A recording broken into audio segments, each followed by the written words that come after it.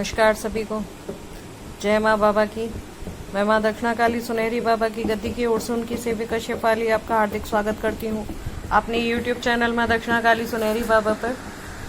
उम्मीद करती हूँ आप सभी स्वस्थ होंगे, व्यस्त होंगे और मस्त होंगे। एक बात कहना चाहती हूँ, कुछ लोग ऐसा बोला करते हैं जो कि मुझे ना इनएप्रोप्रिएट लगता है, सुनना मुझे अच्छा नहीं लगता है।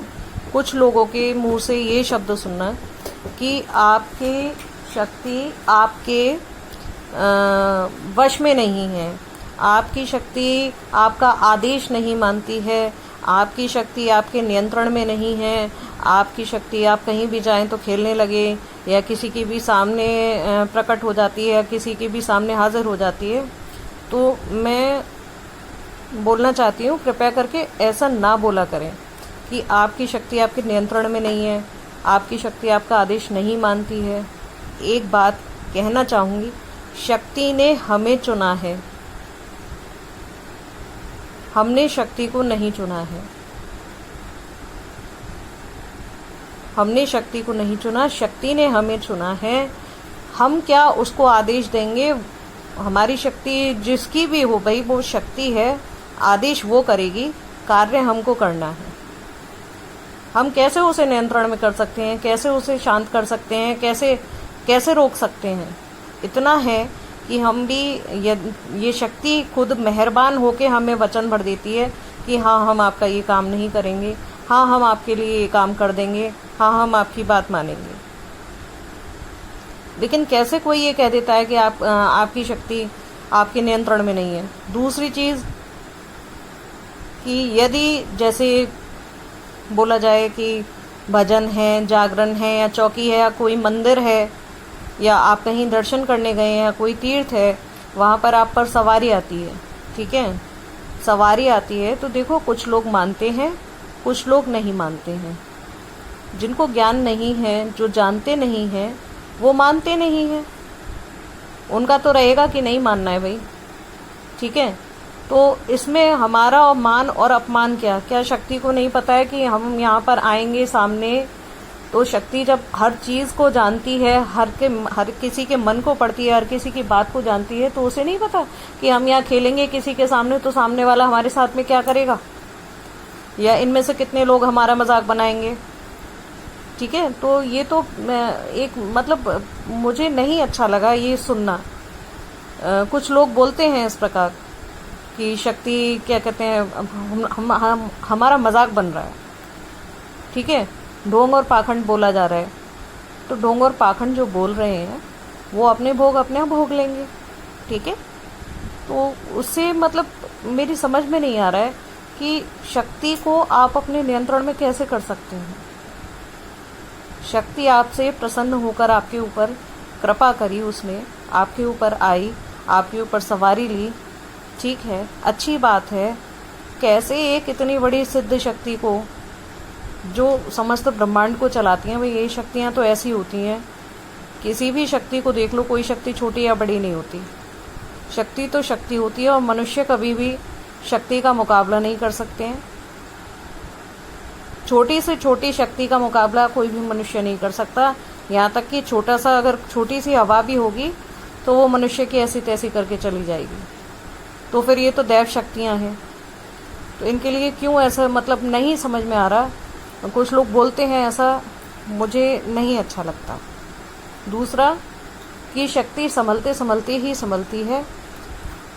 शरीर में बदलाव होते हैं कई तरह के, हमारे हाव भाव, हमारे विचार, हमारी सोच, हमारा चलने उठने बैठने का तरीका, यहाँ तक कि बोलने चालने का ढंग तक बदल जाता है, यहाँ तक कि चेहरा तक बदल जाता है, आंखों का रंग तक बदल जाता है। तो मैं एक नहीं आपको कई एग्जाम्पल दे दूंगी। शक्ति के आने से पहले आंखों का रंग और शक्ति के आने के बाद आंखों का रंग और चेहरा, मोहरा, सब कुछ बदल जाता है, ठीक है। तो वो शक्ति जब हमारे शरीर को ही इतना चेंज करके अपने अस्तित्व में ले आई, अपने अस्तित्व में वो आ गई, तो वो हमारे नियंत्रण में कैसे रह सकती है? इतना है कि हम उनसे विनती कर सकते हैं, हम अपनी शक्तियों से विनती कर सकते हैं कि कृपया करके आप ऐसा कर दें, कृपया करके आप हमारे लिए ये कर दें, क्योंकि शक्ति हमारे द्वारा लोगों का जन कल्याण करने के लिए बैठी हुई है। दूसरी चीज़, लोग कहते हैं कि सवारी मतलब आती थी, पूछा भी देती थी, सब कुछ दिखाई देता था, इसके बाद में अचानक देखना बंद हो गया। तो सबसे बड़ी चीज़ है कि आप लोग जब सवारी आती है तो खुद दूसरों के पास कई जगह ना भटकें, जगह जगह ना जाएं। जगह जगह जाने से आपकी शक्ति जो है वो नाराज़ हो जाती है। जब खुद शक्ति कार्य सिद्ध करने के लिए बैठी हुई है तो आप जगह जगह क्यों भटक रहे हैं? आपके ऊपर जो शक्ति है वो आपका कार्य कर सकती है, तो जगह जगह भटकने की आवश्यकता ही क्या है?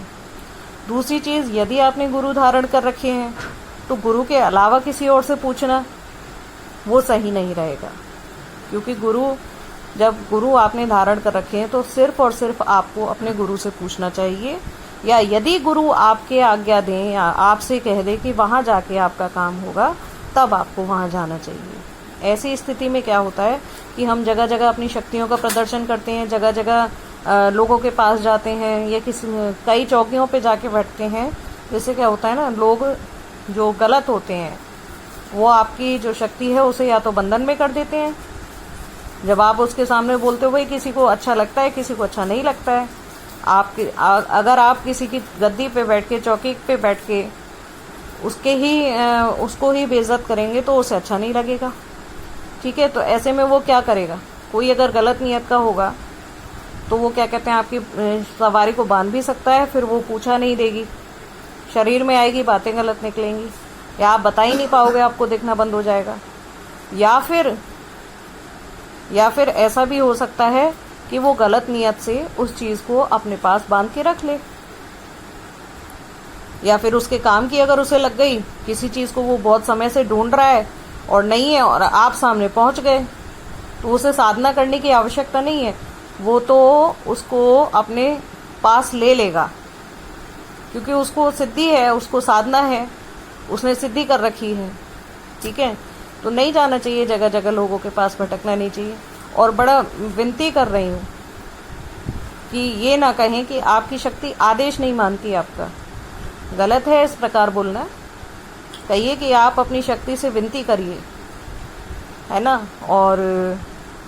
और भी बहुत से लोग हैं, देखो आदमी जो होता है इसका मन चंचल होता है, एक जगह से इसका पेट नहीं भरता, जगह जगह 100 बार पूछेगा, और जितना ज़्यादा जो आदमी पूछेगा उसका काम उतना ही ज़्यादा खराब होता चला जाता है। ये मैंने देखा है। एक आदमी यदि एक जगह से पूछा ले रहा है और उससे वो संतुष्ट नहीं होगा तो वो दूसरे के पास जाएगा, तीसरे के पास जाएगा, चौथे के पास जाएगा, ऐसे करके कई लोगों के पास जाएगा। इससे क्या होगा ना, गड़बड़ हो जाएगी। एक तो आपको 100 लोगों के पास गए तो 100 लोगों के काम आपको करने पड़ेंगे, नहीं करोगे तो आपको परेशानी तकलीफ होगी। और दूसरी चीज़ ये है कि कुछ लोगों को विश्वास नहीं होता है या वो मानना नहीं चाहते हैं। जैसे कि फॉर एग्जाम्पल, 1-2 लोगों को मैं ऐसे भी जानती हूँ जो मेरे पास आए हैं कि उन्होंने कहा कि इस पे हवा है। ठीक है, घर वाले बोल रहे हैं उनके कि इस पे हवा है, और जब माता ने संकेत दे दिया कि इस पे कोई हवा नहीं है और हमने बोला कि इस पे कोई बात नहीं है, फिर उन्होंने गद्दी पे पूछा, तब भी माता ने खुद गद्दी पे बता दिया कि नहीं इस पे कोई हवा नहीं है, इसको कोई बात नहीं है। उसके बावजूद वो नहीं मानेंगे। ठीक है, वो एक एक करके वो लोग कई लोगों के पास गए और हार कर उनकी मानी जिन्होंने ये कह दिया कि हाँ इस पे हवा है। तो मतलब ये है कि वो खुद की जिद से अपने जो भी है उसके लिए वो हवा क्रिएशन करवा देते हैं। क्यों? जिसके पास गए उसने हवा बताई, वो पहले क्या करेगा, हवा छोड़ देगा आपके ऊपर और हवा छोड़ने के बाद में फिर उसका इलाज करता रहेगा। इसमें क्या है, आपका धन और समय दोनों तो बर्बाद होंगे ही होंगे। और सबसे ज्यादा जरूरी चीज, यदि हवा ज्यादा ताकतवर हो जाए या व्यक्ति जो है कमजोर हो तो उसकी जो शक्ति है, जीवनी शक्ति भी खत्म हो सकती है। और यहाँ तक कि बहुत ज्यादा अगर आपने ऐसा कुछ काम करा लिया तो ज्यादा बड़ी बात नहीं है, हवा तो लेके ही जाती है फिर। कैसा लगा वीडियो आप लोग बताइएगा ज़रूर। जय माँ बाबा की सभी को।